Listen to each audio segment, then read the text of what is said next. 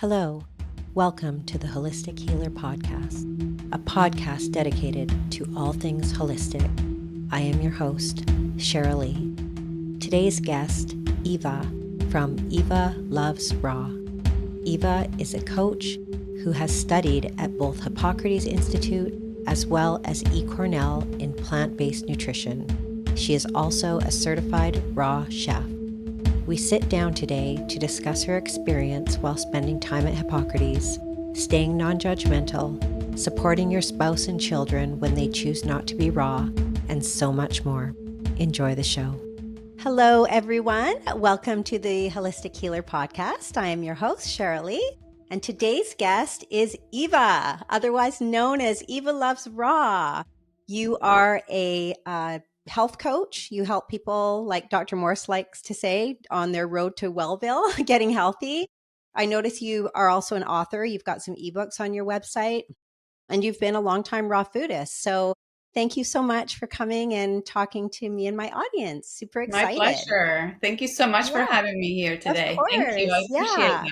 for sure. So I guess I'd just like to always start with maybe a little bit about your journey, what your background was kind of growing up and kind of leading up to the defining moment of what put you into living foods and the raw food lifestyle. Yes. Well, we all have a story, and I find background stories so fascinating because you always Yes. think, how does someone get to where they are? Like, that is so bizarre. Like, for me or for you, how do we get to living foods? How do we get to raw foods? So, like most people, I arrived at a lifestyle because I was not doing well. And my physical form, as well as my mental form. I think that when I hit my mid 40s, I sort of like hit a big brick wall. And prior to that, I can't say that I got sick at 45. It had been brewing for many, many years, but at 45, like, it really manifested itself, all my disease, all my shortcomings.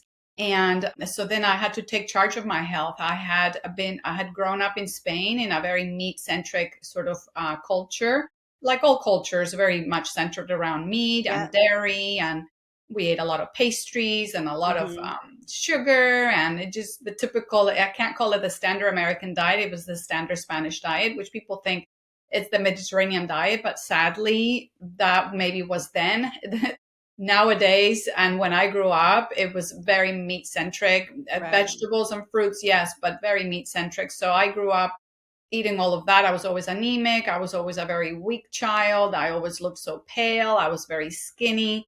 And by the time I hit my 20s, I started having hormonal issues and just, the typical things that you don't think anything of, but like heavy periods. And I had bad skin, bad hair, acne, all of the things. But, you just kind of keep plodding along. And then I had my children. That I think that it's a pretty strong impact on the female body. Oh, for And sure. after that, I hit my 40s, and all of a sudden my periods got really, really, really bad. Besides having had the pain and all of that, they started coming, and they would be like 3 weeks long. Like, it was incredible. A lot of heavy blood loss. And I went from doctor to doctor, and all they could come up with is, okay, we're going to put you on some hormones, and then we're going to do a lining of the uterus scraping procedure. And then if that doesn't work, which chances are it won't, it's like a 30% chance of success in stopping the heavy bleeding, then we're going to go ahead. We're going to do a hysterectomy. You're going to be fine. I was like, whoa. I'm only 45. How did I get here? Yeah. So luckily at the time, I lived in Florida, and I was very close to the Hippocrates Health Institute. And someone somewhere had mentioned to me the name Hippocrates and alternative healing. And I was just so curious. So I went there. Make a long story short, I stayed there for the 3 weeks where is the life transformation program. And then I went ahead and enrolled myself in the coaching program to become a health coach myself. I wanted to study. I wanted to be able to teach it to other people. So I stayed there for 9 weeks in the most amazing campus. Hippocrates is amazing. Wow. And then I just, started to heal slowly. But once I got home, I had to find my own way, because the Hippocrates way didn't necessarily translate well into real life. And I sort of had to take what I had learned here. Then I started learning other other ways and other, Dr. Moore's and all the Hmm. other rest of the good stuff that's out there. And I craft my own plan, my own path. Yeah. And yeah, that's pretty much my little bit of a background Wow. story. So Yeah. did you actually stay at Hippocrates? Like you actually were there for the initial 3 weeks? Were you there like overnight? You Well, just I live very close by, so I didn't have to stay overnight, but I okay, stayed got you. probably until the last possible minute, go home, sleep, take a shower, and come back the next day. The reason I did that is because I had young children at the time. They were 6 and 8 or 9, and I didn't want to be away from them for like, I was Yeah, for homeschooling sure. them. And so I just decided, let me just go there. I'd get there like first one in. I was the first one there. I got there like at 7:30 every morning, and then I left around 8 o'clock at night every night. It was Wow, super crazy. long I days. was there. Yeah. And then I went home, hug my kids, go to sleep, and, repeat the next day. I was there a total of 9 weeks. Wow. Yeah. So that was going to be one of my questions just about Hippocrates, because I mean, I'm sure you've been asked this before, because I know like Brian is kind of not so much for the fruit, really any kind type of sugar, really. And so how was that hard for you to take what you were taught at Hippocrates and then actually transition into, like you just said, more of kind of the real world where there's kind of the opposing, even in the living food space, there's kind of the people who are more fruit centric. And then there's like Brian and Dr. Gabriel Cousins, who are more on the high vegetable, low sugar side of things. So, how, what was that like for you, kind of finding the balance in between those two? Well, the only way to find what works is by doing it, in my Right. opinion. So I did their lifestyle as they prescribed, and I found it hard at home because I was a little overwhelmed with the growing of the sprouts. So I ended up, sometimes buying them or just falling off track with the growing of the Right. sprouts. I always hated wheatgrass, so that was really hard for me. Brian said, the more you hate it, the more you need it. I was like, Yeah. okay. After 3 years, I was like, I still don't love the wheatgrass. Okay, the wheatgrass Yeah. is not working out for me. Yeah. And but I was very involved with Dr. Cousins, and I went to the Truth About Health conference when he spoke, and I was just in that world, and I heard from different people, different views, and then I learned about Dr. Fred Vichy, and I started consulting with him on a very regular basis. He ended up mentoring me. So I just, yeah, it was hard to bring it to but nothing is hard. If your mentality says it's going to be hard, then your Yeah, mindset says it's going to be hard, it's going to be for hard. sure. So I didn't say it was necessarily hard. I just meant it was more of, is this going to work for what I'm doing, where I'm at in my lifestyle with two little kids, Yeah. homeschooling, stay at home mom. I also, was doing other things. My husband has a business, all of that. So I just thought, let me let me hear from other people and see what they have to say. Yeah, yeah, for So sure. I tried their way. I tried the fruitarian way. That did not work out for me either. Hmm. And then I just kind of like started figuring it out for myself what was, and also don't forget, I'm 52 now, but when I started, I was 45.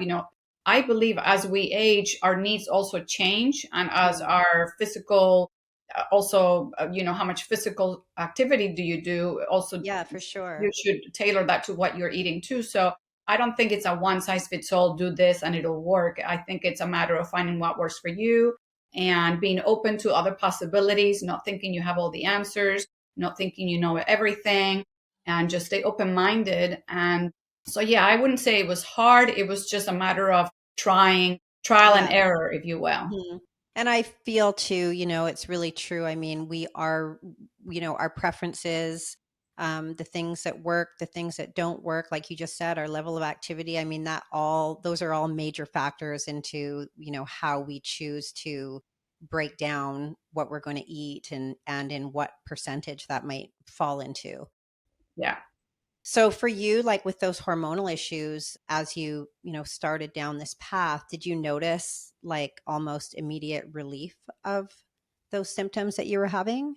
I would say it was pretty significant. Yeah, and I wouldn't say Mhm. immediate. That's another thing I stress in my coaching. If it took you a long time to get into a mess, don't Yes. expect an immediate sort of like miraculous result. It's going to take a little undoing. You're going to have to undo a lot of that damage, and that Yes. can take time. But it was pretty significant in that my periods at that point stopped, which might freak out some people, but I believe it was just part of the process. My body was just all over the place. All of a sudden, Yeah. I'm bleeding to death, and I completely and radically changed my diet. And so my periods went through a time where they stopped and then they restarted, and it was just like all over the place. But I just Yeah. became convinced that I just had to sort of keep going. And I was well educated. It's not like I was, taking a guess. I had also gone to Cornell University. I had done all the plant-based nutrition. I had been reading. I didn't feel like I was like, oh my God, what's happening? Yeah. Victorious was a part of one of the lecturers at Mm. Hippocrates. I consulted with him many times. He, so I was not afraid of all the things that were happening. But yeah, I did experience immediate results as far as my energy, my brain fog lifting, my the most amazing thing was the amazing energy right off the bat. Yeah. But then the hormonal thing took a little while. I would say maybe about 3-4 months until it Mm-hmm. started to sort of like get into Which is balance a still little pretty bit. good. I mean, that's amazing, when you look at other women who are suffering with these things for like years and years. Yeah, Hmm. yeah. In your experience, have you found with the clients that you coach, have you found a marked difference in women versus men implementing this lifestyle? Oh, that's a good one. I believe women tend to be. I hope people don't take this the wrong way, but wimpier.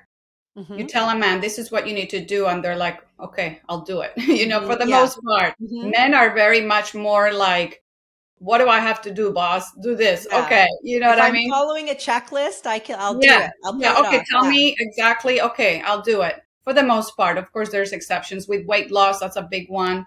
That takes a whole other set of coaching skills. Yes, of But course.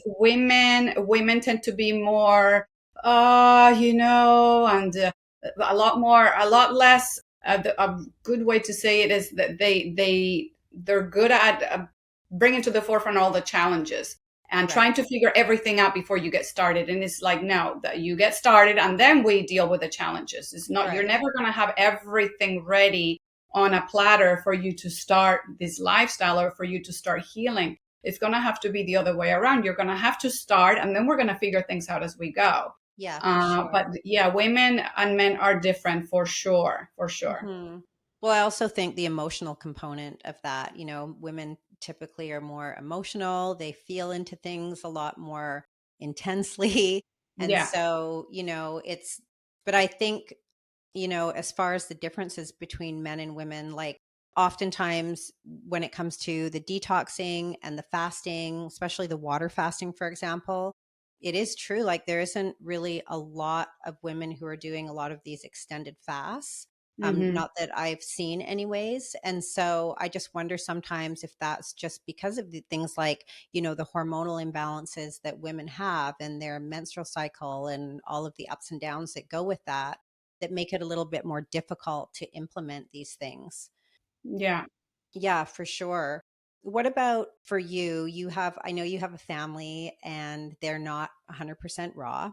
And so Not how do even you, close. not even close. Yeah. So how do you like navigate that in terms of not only just day to day under your roof, but just, interacting with your family, but also for social activities as well? Mm.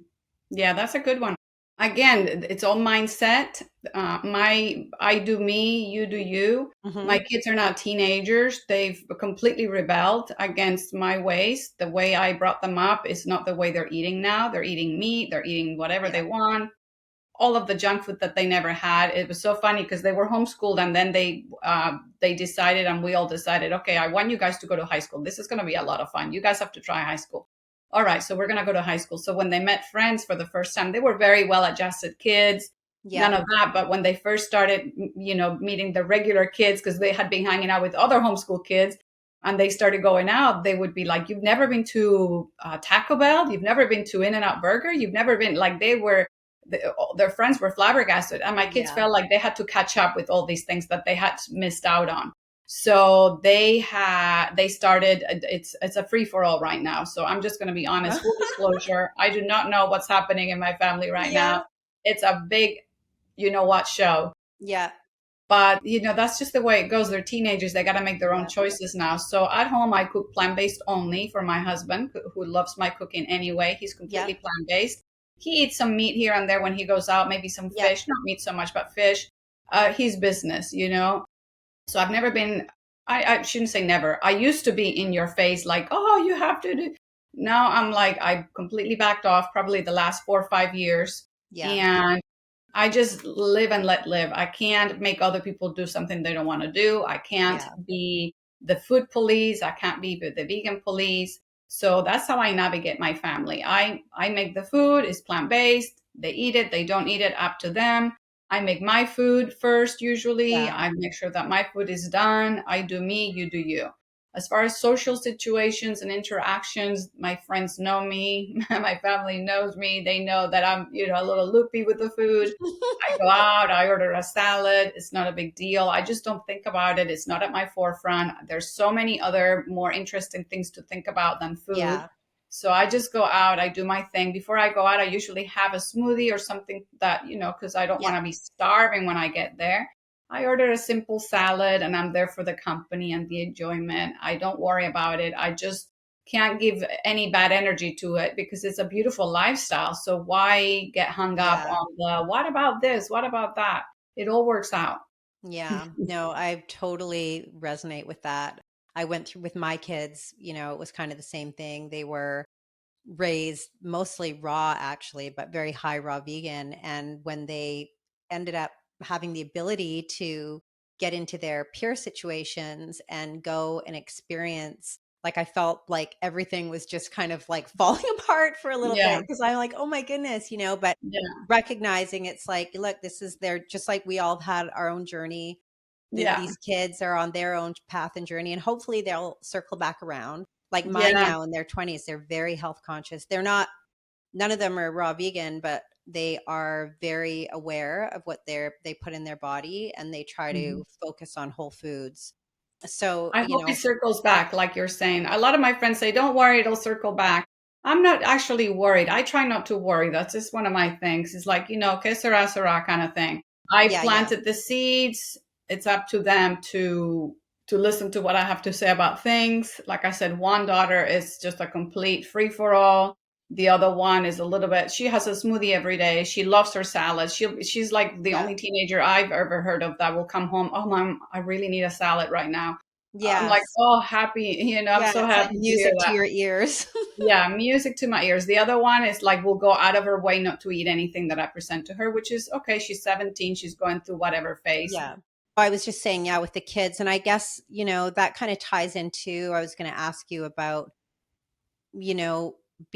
having the thought process of non-judgment and allowing people to, you know, everyone's on their own path. Everyone has their unique path, and it's not for you or me or anyone to kind of decide what it is for them. But I feel like sometimes in the space, it can be hard for people going through this process to try to stay non-judgmental. Do you have any like good tips that you've used to be able to just allow people their own process and still, Mm, respect them and, yeah, potentially yeah. have them in your life? And, I always like to say there's judgment and discernment, and there's a difference. And I Mm, just feel like oftentimes we can really turn people off, even if we're trying to definitely. help. So, what are some things that you've implemented with that? Well, I think with age comes a lot maturity. When I was Mm. younger, I was a lot more competitive, and I was more preachy. And I look back and I cringe because I just Me think, too. who do I think I am? Who did I think I was? Yes. I just say, take a good look in the mirror. None of us grew up raw vegan. None of us Mhm. grew up eating the way we do now. Yeah. Most of us, anyway. I was Yeah. So once true. also uneducated. I was once also in the dark about certain things. I was once also that person I'm looking at or that person I'm judging. Yeah. So it's important to take our own advice and to look back to the fact that Mhm. you were once just like they are, and no one ever changed you by belittling you or by Yeah. preaching. most of us change when someone plants a seed gently, and it's not about shaming us or telling us how wrong we are or how we shouldn't do this or we shouldn't do that. Most of us change because someone just, very Yeah. gently drops a little seed somewhere that kind of germinates, and you're like, oh my gosh, I Yeah. remember. So I just try to be gentle now, be very gentle, very kind, and remember that I was once exactly in their shoes. So who made me the judge? Yeah. And I agree with you. As we get older, we kind of lose that argumentative conflict, Yeah. almost seeking it out, you Yeah. know. I remember when I was, in my 20s and starting on this path, it was like I just wanted everyone to know. And if they didn't adhere to my thoughts and what I was thinking, I would just like completely, wipe them out of my life. And it's amazing how as time goes by, the softness that kind of comes and the detachment of, trying to really just pigeonhole people into what you're doing. I think Hmm. that's really important Yeah. for people who And want life, to start out on this lifestyle. yeah, life is so much more interesting too when everybody's doing their thing, their own journey. Just respect other people. I think that is so counterproductive, not just to the other person, but to yourself too. Like what, Mhm. that's everybody has their journey, their path. Yes, I believe that the vegans that are passionate about it and that they're very concerned about the animal lives, I understand all of that and I admire their passion, but I believe they're turning more people off than on. I believe Mm. that you have to show and teach by example. You do, you show how you're thriving, you show how much Yes, energy you have, you show your joy, your respect for others, and that I think is more powerful than trying to force someone into absolutely. having their eyes opened. Of course, some things do work, like show someone a film like Earthlings. Okay, if that doesn't shake you to the core, nothing Yeah, will. exactly. But at the same time, there's a time and a place. The person has to be open and receptive. There's just so many moving parts. So yeah, I Yeah, think for above sure. everything, respect. Kind of circling back around to Hippocrates, I just wanted to ask you, I think, as far as I know, correct me if I'm wrong, but there's also a lot of implementing of supplements. Mm. Is that true? Yeah, well, don't forget Hippocrates is a hospital.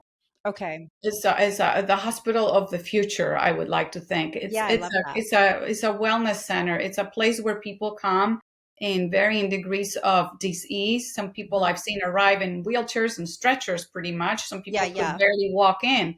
So Hmm. when I look at Hippocrates, I don't look that as the model to follow from here on in. I look at that as very decisive intervention sort of place. Like Right. we Got can you. barely pick you up off the floor. How can we bring this person back to life, to Right. homeostasis? How can we heal this person? So they're big on the supplements, but that's because 99% of the people that walk through the door are deficient in a lot of things. And this is a place where you're there for 3 weeks if you're just doing the one simple program. Like I said, I was there for much longer. Yes. So yeah, all they got to pull all the stops. This is not a place Yeah. where, oh yeah, do this once. No, this is, you're going in and you're going in deep. Deep. So Got you. they do, yeah. And also, let's be honest, it's a business. So there's that part too. Sure.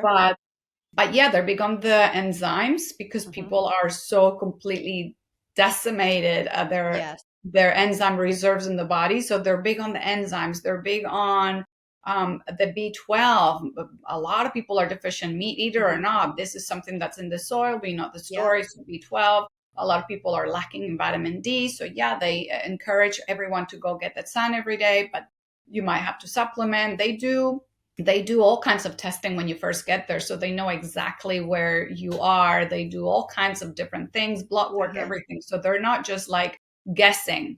So yeah, they do have the supplements to back it up. I'm not going to say that you should dismiss them because they Hmm. encourage the take of supplements, Yeah, for because it just sure. depends on where you are. If you are in need of these supplements, they can make a huge difference. Yeah. Oh, So yeah, that's absolutely. where that's my belief. I took a lot of those supplements. I took a lot of the enzymes. I took a lot of digestive enzymes. I couldn't digest the food. My gut Right. microbiome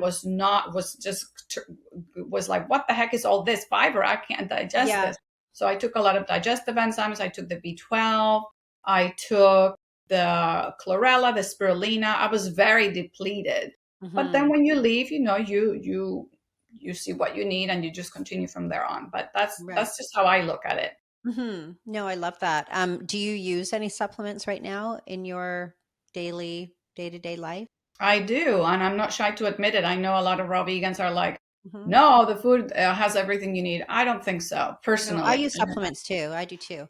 Yeah, I mean, you get older, you get smarter. I don't want Mm-hmm. to play Russian roulette with my health, so I Yep. do get my blood checked, once in a while. And I'm Mm-hmm. not obsessive about it, but I go to the doctor, and even though I don't believe in allopathic medicine per se, I do like to get things checked out and Yeah, let me just see where I'm at. Let me see where I'm absolutely. meeting my nutrients, and I do get my blood panel done. And so B12 is one thing that I do supplement with because Mm-hmm. I believe that, and this I learned at Hippocrates, a lot of people are B12 deficient and they don't even know it. And it doesn't matter what day you're eating, what diet you're eating.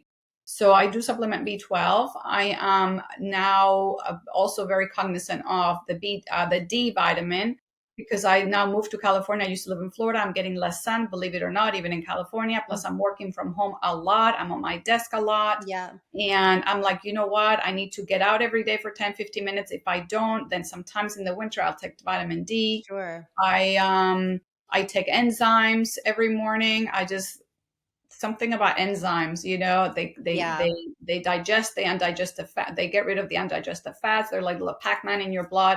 So I'll take just two enzymes in the morning, some systemic enzymes, and sometimes I take a vitamin. Sorry, protein powder. What else? So yeah, those are pretty much it. Mm-hmm. Probiotics sometimes. I have them in the fridge, so I'll use them here and there. I like Lou Corona's Yeah, products. I So love I those will, products too. Mm-hmm. yeah, I'll take them. I'm not an idiot. I'm like, Yep, other yep, people yep. know more than me. Listen, Lou Corona, he's doing I amazing, and know. I trust him. Yep, So, absolutely.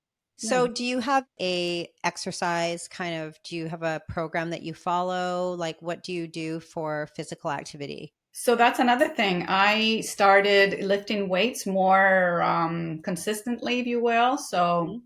because how do you say in English? Constituency, Your my constitution? constitution. Yeah, it's Mhm. thin. I'm thin.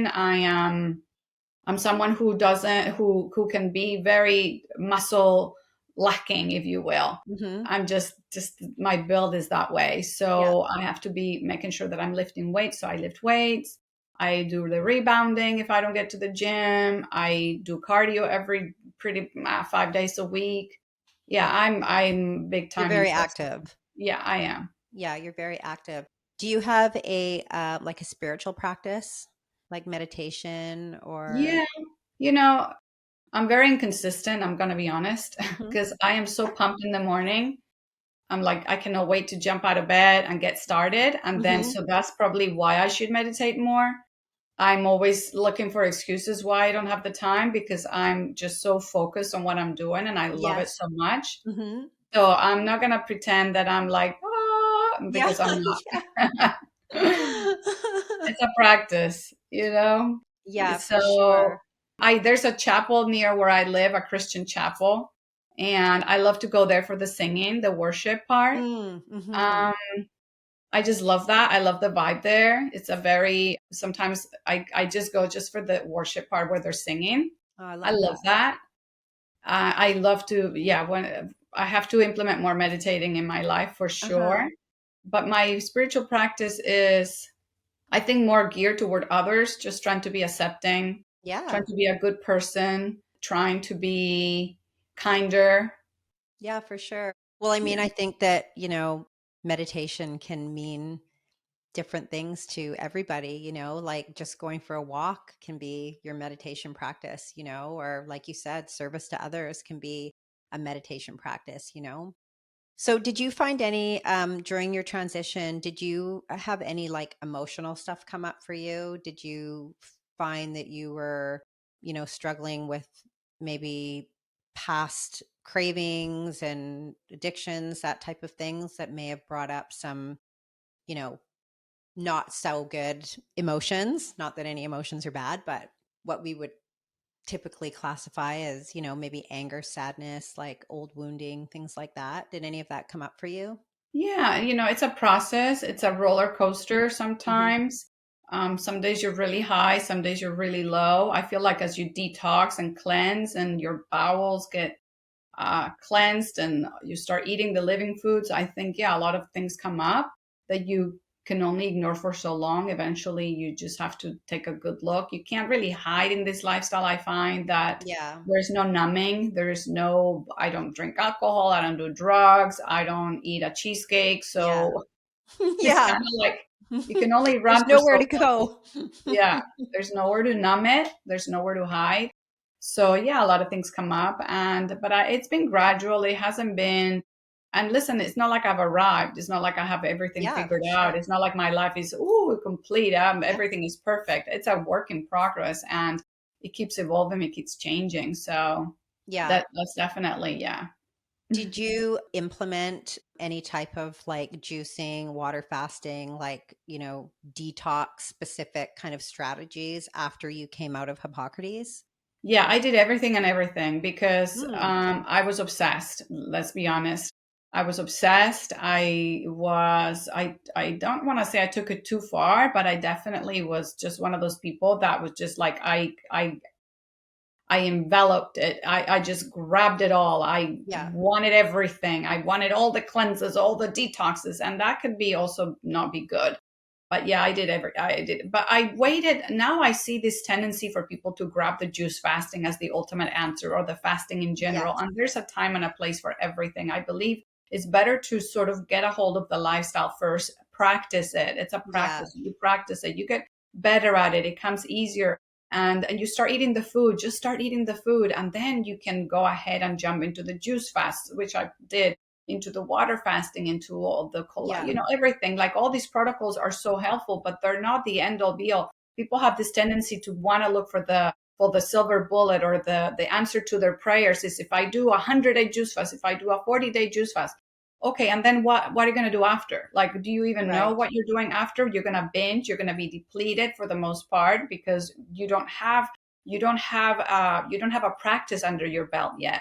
So I Yeah. am so glad I first got going, and then I started refining and honing and getting deeper, digging deeper, and going further. And rather than start with the juicing and the water fasting, which sometimes, listen, you got to do what you got to do. I'm not Yeah. knocking any way forward, but I find that a lot of those folks juice and they do all these fasts and cleanses, and then they don't have the tools to actually live the lifestyle day in and day out. So they come out of the juice fast, they come out of Yeah. the water fast, and they go right back to where they were. Mm, Especially they lose weight, they gain it back. If yeah. they heal, they go right back to what they were doing before, because they haven't learned the basics of the lifestyle. They're looking Yeah. for a magic formula. Oh, I'm going to juice for 40 days and it's all going to be. No, you got to do the lifestyle. You got to know what you're doing, get the recipes, get used to it, detox, Yeah. and then eventually you're ready to do that. So that's Yeah. not how I coach. That's how I look at it. No, I think that's really, really good advice because, especially if you're coming into something like this type of a lifestyle, you're jumping into a juice cleanse or a water fast, and you haven't, integrated, what it really means to be on raw food. Of course, I mean, those addictions are just going to be fierce, Oh yeah. I think probably they'll be like ruminating about, the pizza and the whatever Yeah. else once soon as they're finished. The binging is usually out of control after the juice fast ends. Most people that I speak to, they're good for like 2-3 days. They're like, oh, it's going to be all about the juicy fruits. Okay. A week, 10 days later, 2 weeks later, they're in a downward spiral because Yeah.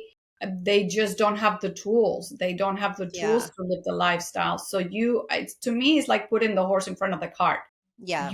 You can't. It's like there's a time and a place for everything, like we just said. But get going in the lifestyle, start eating the food, start the process, get a little practice, get going, and Yes. then we can start refining and going deeper.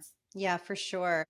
So do you have do you kind of just implement like a juice fast or a detox when you just kind of feel like you need it? Or do you have like kind of a practice where once a year you set aside? X amount of days to do that? Like, how do you incorporate that now into your life? So I think it's important to note that the best lifestyle is the one that you do consistently. So Mm-hmm. my day in, my day out is very good. I do intermittent fasting every day. I have a window of eating. That to me is powerful medicine right there. You don't have to Yeah. go through the heroics and the extremes that some people go into this long fast. It's like, okay, just do well every day. Then you don't really have that much work to do later because you're Right. being consistent every day. That's my first practice is just consistency on a day to day. Mm-hmm. And then my intermittent fasting, I don't eat after hours and I'm very good. I have a very good window of not eating, resting. And then yeah, once in a while, I would say maybe every 6 months, maybe at the change Mm-hmm. of season sometimes I'm Yeah. called to do a little bit of detoxing or cleansing a little bit. So I will do some juices for a couple of days, maybe 3 days, Yeah. 4 days, or maybe I'll just like now is summer, so I'm eating a lot of watermelon. Yeah. I'm not, I just, I don't see for me the advantage. I don't, if I felt like I needed it, I would. Sure. Right now, I just feel that I'm in a good place. Mm-hmm. And the thing to do in the summers, yes, definitely I eat a lot more fruit. Sometimes I just eat melon all day. Right. That's a form of fasting too. Sometimes especially in the winter, I like to do a day of just 1 day a week of just juicing like they do at Hippocrates. That kind of resets me. Yeah. But I haven't done in the last probably 3 years any long fasts. Fast. Yeah. I mean, I think more of the attention being on water fasting. I did do water fasting a long, long time ago, but it's very like when I listen to people talk about the benefits and these transformations that happen doing extended water fasts, there's something in me where I feel like, oh, I would really love to do that. But then on the other hand, I'm like you, like I just feel so good right now in my body and enjoying, knowing that, doing a water fast, I'm going to have to take time out. I'm not going to be able to Yeah, exercise. I'm going to be probably laying in bed for yeah, 2 weeks. yeah, And yeah, so it's like, I feel like there's a place for that and I would like to experience it. Yet on the other hand, I just feel so good and I don't really want to interrupt my life right now. So, yeah, I yeah, guess it's just trying to, putting, prioritizing your yeah. health. But I just feel like being on this lifestyle and implementing it properly, you're already, you know, cleansing and detoxing. But I'm not saying that that takes the place of a water fast in any Yeah. way Yeah, either. there's a time and a place. A lot of people do need it. Some people don't. Some people don't need to water fast. If you're underweight, if you have an eating disorder, if you Yeah, are totally. morbidly obese, you should proceed with caution. If you have, it's just not a one size fits all. Nothing is a one size fits all. I just don't like to see people in our community recommending a one size fits all approach. Yes, Hmm. you could be a great candidate for that, but let's look at your particular history, where you're at, what we're dealing with. This is not a, hey, jump on this bandwagon and everything is good. But yeah, I like you, it's like, okay, I don't have time, because if I do a long water fast, I want to do it right. And also I hear from people that it didn't do so well for them, and I've Yeah. interviewed people that is like, you know what, I was too underweight, I was too depleted, I had all these, I've heard horror stories too, so not just the good ones. So Yeah. I just don't, nothing is a panacea. And I hate Hmm. to see it portrayed that way. Hmm. This is not a fail proof sort of plan for Yeah, for everyone sure. across the board. Hmm. So, Yeah, yeah. that's really good information. So, do you ever, any of the people that you're coaching, do you ever have people that you feel really need to go somewhere like Lauren Lockman or Doug Graham or Alan Goldhammer? Like, do you ever feel the need that they should do a water fast? Like they're kind of that, Yeah. I don't Yeah. want to say, There's people like that. I like to see them living a good lifestyle for a little bit, just get some, used to the motions and the lifestyle and the mhm. in and out of it and the web and flow, I should say. So yeah, there's some people that I definitely think, oh my gosh, it sounds like you are at the perfect candidate right now for going a little deeper. It just depends on where they are. and what they're dealing with, what disease they have, what condition it is that they're Hmm. trying, looking to heal. Yeah, So for yeah. sure. Hmm. So as far just kind of circling back around to your children, because I know like a lot of people are interested in, the family situation, because I've had the experience where, it's almost like a tear up of the family. When one person decides to start eating raw food, the partner, the children can feel almost as if, mom, or if it happens to be dad, is somehow living this completely separate life, detached from the family. How, like, did you have support from your husband throughout this whole process when you decided to step into the raw food lifestyle? I did. I'm very fortunate. I have a very good partner. And when Hmm. he saw me struggling with my health so much, and when I said, I really want to go to Hippocrates, which is quite expensive. Yeah, I can only imagine. Yeah, he's like, what, babe? Are you, what was going on? What do you mean? But yeah, he was supportive. He's like, you know what? Yeah, if this is something you feel like, he's always been that way, and not just with this journey, but with everything, my businesses, the things that I wanted to do. He's been Yeah. supportive, and I've been supportive of him. So that I'm blessed. So Yes. I did not have to, convince anyone. But yeah, then there was that dynamic when I came back and I started living a completely different lifestyle. I remember my husband saying, you do what you like, and that's fine, but just have the same courtesy towards me. And I was very hurt, because I was like, well, what do you mean? We're not going to do this together? Like, this is for the whole family. I've learned so much. I want to share Yes. with you. So it was there was a dynamic there that we had to learn to navigate. And again, this is where respect comes in on both sides, on both, Hmm. both partners need to be like, okay, I get you. Yes. You want to do your thing. I'm going to do my thing. So it was very tricky at first navigating that, because all of a sudden we wouldn't go out to eat to our favorite restaurants anymore. We wouldn't share dessert anymore. We wouldn't be picking up each Yes. other's plate. That was such a loss to me and him, that I recognize that, oh my gosh, where how can I make this up? Where can I how can I assure my partner that we can still have fun going out, or that we can still. And it wasn't easy. I'm not going to sit here and pretend that it was. All of Yeah. a sudden, I was very uninterested in going to the places that we had been going. I wanted to go to the vegan Oh my restaurants. God. I so resonate with that. It's the exact same. Yeah. Yeah. But 100%. he was on board. He's like, okay, babe, we'll go to the vegan restaurants sometimes. My kids were like, but we did that sometimes. And then sometimes I give the same courtesy back. You guys pick today. Okay, where do you want to go? Let's Yeah. go. And Yeah. then I'm not there for the food, let's be honest.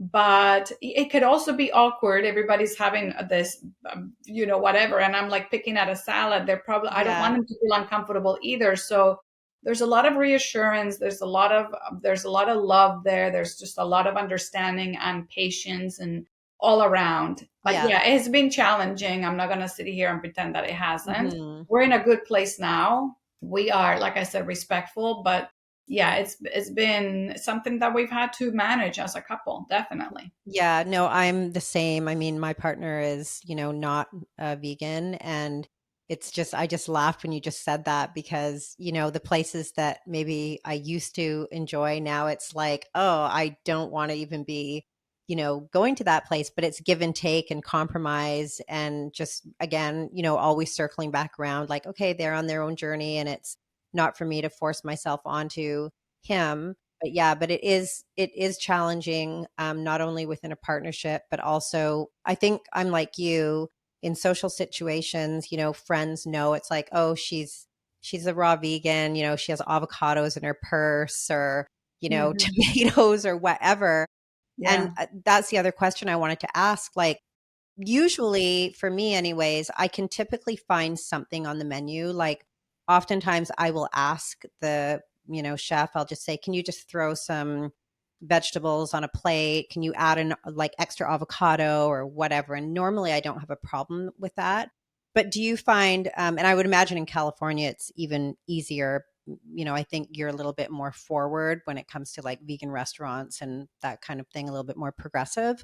But do you ever bring things with you into a restaurant, kind of like sneak them out of your purse and like Yeah. nuts or whatever, so that you leave feeling satisfied like your family would? Depends on where we're going. If Uh-huh. we're traveling, for sure, I'll be like Mary Poppins. I'll have, ooh, what's this? An avocado. Ooh, what's this? Yeah. Whatever. I'll Yeah. be so yeah. But if I'm going somewhere fancier, which I totally enjoy still, because I like to dress up and look at Yeah. what they're wearing and look what we're doing, get a little fancy drink. It's just Yeah. seltzer water, but with a splash of cranberry. I like the experience of it also. In those settings, no, I'm not whipping out an avocado out of my bag. But Sure. if we're going to a casual lunch and I'm like, I didn't get a chance to eat something before we left, which I usually always do, I'll have my smoothie and I'll drink it and then we can go out. Then, yeah, I might. It just depends on where we're going. I try not to make anyone uncomfortable. So if we're Yeah. with other couples, someone said to me the other day, well, just do you. And I am doing me. I'm being respectful. I want everybody to feel comfortable Yes. and happy. I'm not about to make a show of the fact that this is not good enough, therefore I brought my own food. I just try and eat something before I go. That always works. And if not, if it's just my family and I going for a lunch somewhere and I'm like, oh dang it, I'm hungry, okay, let me bring my own avocado or Yeah. my own whatever. Yeah, It for just sure. depends. You just be flexible, do your Yeah. best, take other people's feelings into consideration. This is not all about me. This is not Mhm. my take it or leave it kind of thing. Yeah. World revolves So around me, everybody. yeah, the world revolves around me and it's all about me and I don't care Yes. about you. I'm not that way. Mhm. So yeah, it just Yeah. depends. Well, the reason why, I just wanted to kind of emphasize that is because the social aspect is really big for people. Like it's a kind of a deal breaker in a lot of circumstances when people, oh, what's involved in, being on a raw food diet? Like, how does that work? And then immediately the social side of things will almost, what I found is put an abrupt stop to the conversation Yeah. because it is such a huge part of people's lives, not only, the social aspect at home, but definitely, all of the social things that are going on, and everything seems to be revolved around food, Yeah. so I think it's just worth really letting people know that it is possible, you know, it shouldn't be the reason why you don't kind of, if you have an interest in this lifestyle, to put an end to it, because it, Mm. it really is possible. I actually Yeah. find it quite easy now, honestly. I used to kind of stress out a little bit about it, but I don't anymore because Yeah. I just find that I'm always they're all most places are really happy to accommodate. You just Yeah. have to ask. Sometimes you just have to ask the question, or, you have to ask for something maybe that might not be on the menu. But the reality is all these restaurants have raw food in their kitchen. Yeah. It's just a matter of asking for it. Yeah. And it's So, also a matter of realizing, what's really important to you. Like, it's mhm, going out really, really, really important to you, or is healing more important to you? Like, right. pick one. You can't have both excuses and results. You're gonna have to, if you're in a healing journey, let Yes. go of the excuses, do what you have to do. But if you're in a maintenance phase, like for me, I'm in the maintenance phase. I'm not healing anything that I know Right. of. I'm more of like, okay, this is my forever lifestyle. Then ask yourself, is going out really important to me? If it is, then consider, maybe, do I have to eat 100% raw when I go out? Maybe I Mhm. could have a baked potato. Maybe I could ask for some saute veggies. Maybe I could have a Yeah, for side sure. dish of steamed something, or I could ask for one of the clean plant-based foods to be brought. Like, it doesn't have to be an all or nothing. You could eat raw Totally. food at home. You could eat all the fruit, all the veggies, all the things, all the salads. And then when you go out, if it's very important to you, then and you enjoy it, and your husband, your partner, whatever, or Yes.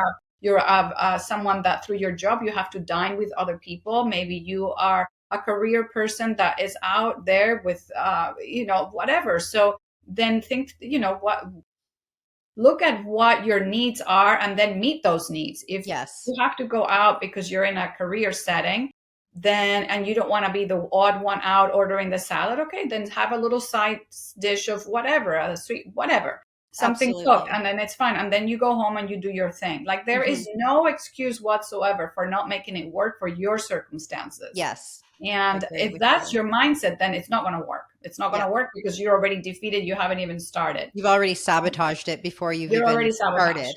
Yeah, Yeah, for yeah. sure. For But sure. if you are, but like again, we just said it depends on where you are in your journey. If you are looking to heal something, then yeah, you got to pull all the stops. You got to do what you got to do. But that's not forever. Once you are well and on your way and you're looking to have your forever lifestyle, that's when you're like, okay, well, now I can do this, I can do that. And it's not going to all go to hell because you had whatever cooked. It's Yeah, not. for sure.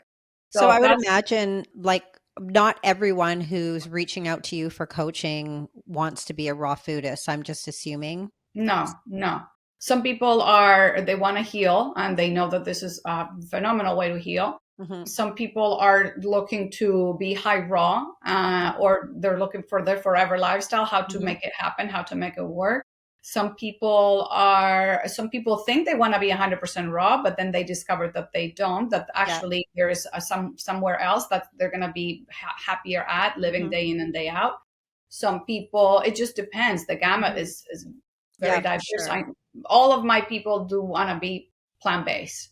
Got I you. mean, but Yeah. having said that, I do have some clients who believe that that they still want to have some animal protein in their lives. Okay, I can work with that too. But let's just, it just all depends. It all depends. It's important that most of them understand that there's healing power in plants and fruits, and Right. that's my passion. So I'm never going to steer you away from fruits and plants. Yeah, And yeah, right. Where do you stand on fat? There's like low fat raw vegan, there's high fat raw vegan, there's somewhere in between. And also just being a woman with our, hormonal issues and that type of thing, where do you kind of fall on that scale of, the fat percentage in the diet? so again, I really believe that we are sometimes looking at how does it go? You can't see the forest through the trees. Right. People are so hung up on the minutia of the lifestyle. How much fat, how much carbs, how much this, how Yes. much that. It's like, I don't even really go that.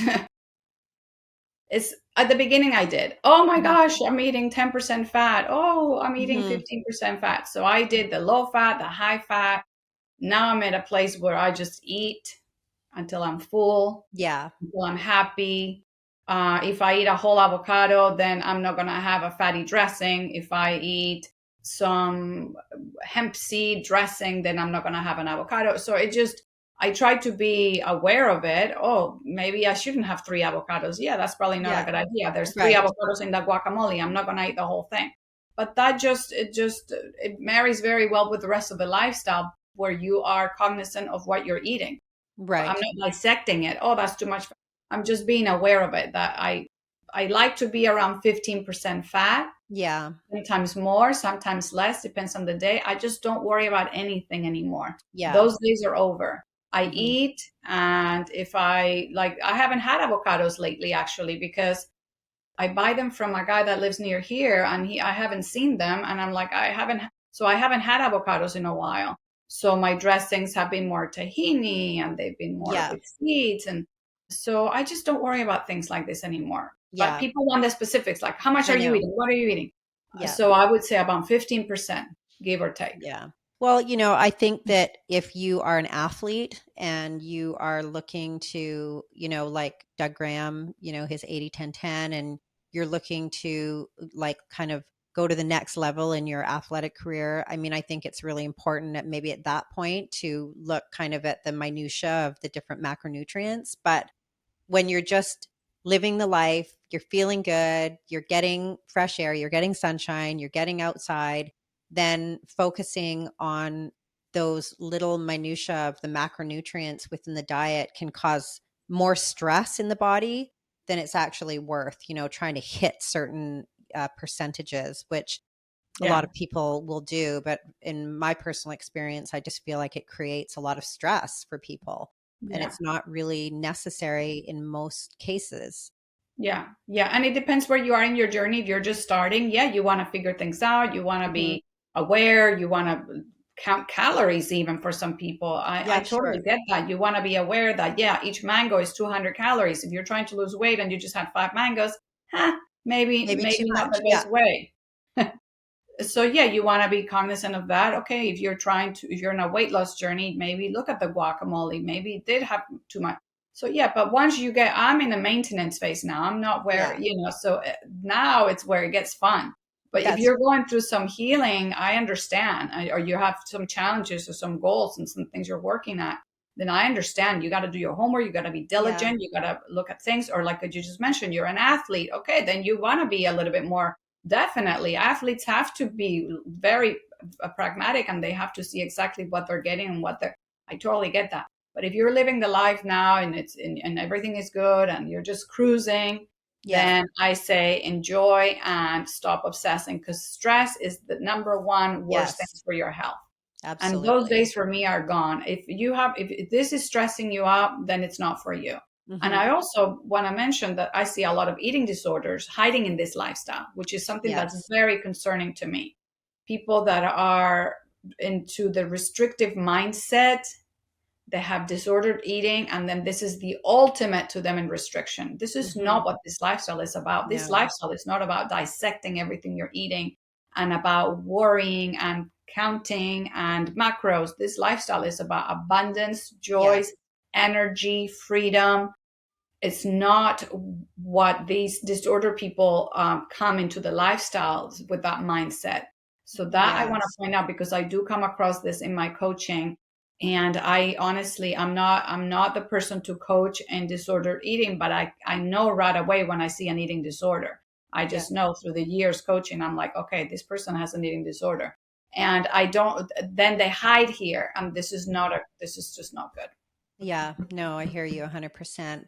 So I just wanted to ask you to, like, having spent time at Hippocrates, and I know the mindset there being that if somebody does have cancer, for example, you wouldn't want to go and put that person on all fruit, for example, as far as that mindset goes. But then you have the other side, like Dr. Morse, for example, who believes the complete opposite, that if you show up and you have cancer, that you want to be on 100% fruit. So how, like, what are your thoughts on that? Because they're Yeah. two completely opposing beliefs when it comes to more of the, like cancer. Well, cancer mainly, I guess that would be like, I think what a lot of people are dealing with when they show up to somewhere like Hippocrates. So Yeah. what are your thoughts on that? Yeah. So if you look at what those two philosophies have in common, it's one thing that they both share, that every healing modality shares. Because I have heard people that have healed on the Gerson diet. I have heard people that have heard on Mm, keto, healed on keto, yeah. on the South Beach diet, on Hmm. whatever diet. I have heard people healed on the carnivore diet. I have heard people that have healed, all these different Pretty lifestyles much on and any, diets. yeah, for Yeah. sure. One thing they have in common is what they leave out, what they're not eating. None of those diets or lifestyles are eating candy, soda, alcohol, stimulants, refined foods, refined flour, processed sugar. That's what they all have in common. So when you eliminate all those things out of the lifestyle, there's going to be healing. Yeah. So the thing that happens after you've healed, because you've removed all the offending foods and things out of your lifestyle, is what has longevity. So can you really live on all this fruit forever? Dr. Moore says, no, you cannot. And Hippocrates also says, this is not forever either. Right. This is something that you're going to implement, and then you're going to add some cooked food, then you're going to add this, you're going to add that. So those are extreme approaches to healing, but Yes. they have a lot in common. They have a lot in common. What they have in common is what they're saying to leave out of the Yeah. program, It's the elimination of, the elimination yeah. of it. And so that's the way I look at it. But then I Hmm. think to myself, okay, but can you eat what Dr. Morse is saying from here on end, or the 80-10-10 or whatever it is? I have my doubts. Hmm. I even Dr. Morse says this is not forever. Yeah. Dr. Morse doesn't eat that way himself. Right. So, and then Brian doesn't eat that way himself either. He eats some cooked food. Yes. So again, it's what they have in common that makes them successful. They Yeah. have their studies to prove their point of view. Dr. Morse Hmm. has his ways to prove what he promotes. But I know the studies that Hippocrates brings forth because I've read them, I've seen them. In my opinion, they're flawed because they showed these studies where they inject the person with with what's they call it the fruit, but it's actually apple juice, and then it goes immediately to the cancer cells. And yeah, there's all these studies that they made where you could see it is right there. They showed with the camera that you inject the sugar and the cancer cells go flocking Yeah. to it. But it was apple juice devoid of any fiber, and that's why I don't drink fruit juices, by the way, not straight up fruit juices. I'm not big on that, and it's a flawed study in my opinion. Mm-hmm. Then Dr. Morse has his ways too, and there could be some flaws there too. Yep. So what I say to people is, look, use your common sense, eliminate the offending things out of your Yes. lifestyle. And then you don't have to be all or nothing. You don't have to be on one camp or the other. How about having some fruit? How about having some greens? How about having some sprouts? How about having the vegetables? How about having it all? Yeah. Stop dissecting everything. Yeah. Use your common God-given sense. Don't eat the pizza. Don't eat the crackers. Don't eat the cheesecake. That's where you're going to get the healing from. Yeah. And then flood your body with nutrients. They come from the fruit and the vegetables and the sprouts and the nuts and the seeds and everything else. Exactly. And there's no need to be so dogmatic and put the 100%. other one down. They're wrong. You're right. How about there's truth in all of them. How about there's goodness in all of those approaches, and finding out what works for you. But the most important thing is elimination, what you eliminate out of your life. And then what's sustainable afterwards, right? Like what is sustainable for you? And as long as, like you said, you're cutting out all of the, we all know what the offenders are. Even if you're eating them all the time, you know that you shouldn't be, right? So I just wanted to know what your thoughts were on that, just because coming from Hippocrates, it's like no better person to ask than you. Yeah. So I do have a question that I ask all my guests. It's the same question. So I'm going to ask it to you now. And the question is, what is your authentic life print? What is your unique expression of Eva in the world? My unique expression. Wow, that's a good one. I would have to say I'm here to serve. I'm here to be of help. I'm not here to take. I'm here to give, and that's something that I've come to realize. I'm not a taker. I'm a giver. I'm a natural giver, but I have a lot to learn too, and my ego gets in the way all the time. And welcome to Earth. Yeah. I have a big ego. My ego precedes me everywhere I go. Well, join the club. Yeah, but that's beautiful. Yeah, to serve others and that's exactly what you're doing, right? You're helping people to regain their health and their vitality and try to live their best life, Yeah. That's what you're all about. Yeah, and in doing so, it's fulfilling. Not to hopefully, I'm helping them, but it's helping me too. So I do it for my own selfish reasons. Sure. I find a lot of fulfillment. I find a lot of joy in it. I find a lot. It just makes me wake up excited. Right now, especially, I have my own private community. I have my group of peeps. We get together. Today, I'm doing a live demo from my kitchen from my community, and that just is exciting to me. Everything I do is exciting to me. And having the people that I work with, I think of them now as family. It's a wonderful, wonderful experience. Yeah. I mean, it really is a community, which I think is just so beautiful to be able to come together. Like for you, you've got that's what I was going to ask you next is what are you offering on your website? Like where can people find you? What is your monthly group? What do you offer within that? Yeah. So, I'm on YouTube. Some people know me from YouTube. I have my channel there. I try to be as helpful as I can. I share my journey and I'm real. I'm not there to pretend that I'm doing something that I'm not. So that's number one. Yeah. I'm always going to shoot from the hip and I'm going to be real about it. If there's been changes in my lifestyle, I'm going to share that. I'm not going to just sit there pretending. So that's one. Then I do my coaching. I do one-on-one coaching, which is fulfilling. And I enjoy that very much. But now I have something that I think it's even better because I think there's magic in community. There's magic in camaraderie. There's magic in supporting one another, accountability. So I've created my own private community where Yeah. we get together once a week. We go live on Zoom. And like I said, tonight is going to be live from my kitchen. I'm going to be making dinner in front of my audience, my people, my Nice. community. It's going to be a lot of fun. And so, yeah, my community is all about accountability, hand holding. I like to meet with each and every one of my members. So when they first come on board, I have a private consultation with them. I want to know exactly where they're at. This Yep. is not a one size fits all. This is also not, you're not going to get lost in the shuffle. When people come on board, we do a one-on-one consultation. I want to get to know you. I have a personal relationship with each and every one of my members. That's why my community is not thousands of people, but it's a limited amount of people. Yes, Because I'm sure. in it for helping someone. I'm here to serve you. So, and there's all kinds of other little perks. You know, you get the meal plans and you get all of that. But we have our own WhatsApp group as well, where people are actually, I was just texting someone in my community. They were at the store and they're like, which one, this or that? And I'm like, Yeah, that.